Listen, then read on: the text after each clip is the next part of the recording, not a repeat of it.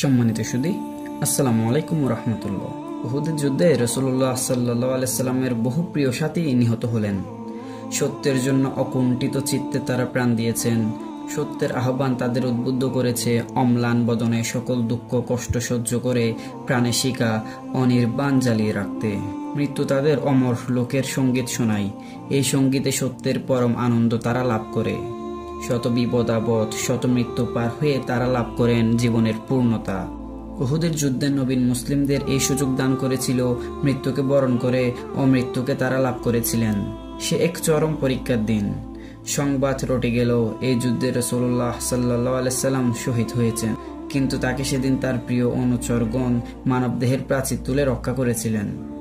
রাসূল সাল্লাল্লাহু আলাইহি সাল্লামের মিথ্যা মৃত্যু সংবাদে একজন আনসার মহিলা ছুটে চলল মাঠের দিকে। একজন লোককে দেখে সে জিজ্ঞেস করলো, রাসূল কি অবস্থায় আছেন? লোকটি জানে রাসূল নিরাপদে আছেন, তাই প্রশ্নের দিকে ভ্রুক্ষেপ না করে সে বলল, তোমার পিতা শহীদ হয়েছেন। মুহূর্তে বিবর্ণ হয়ে উঠল তার মুখ। নিজেকে সংযত করে মহিলাটি জিজ্ঞাসা করলো, রাসূল সাল্লাল্লাহু আলাইহি সাল্লাম কেমন আছেন? তিনি কি জীবিত? তোমার ভাইও নিহত হয়েছে। মহিলা আবার সে একই প্রশ্ন ব্যাকুল কণ্ঠে জিজ্ঞাসা করলো। তখন সে আবার বলল, তোমার স্বামীও শহীদ হয়েছেন।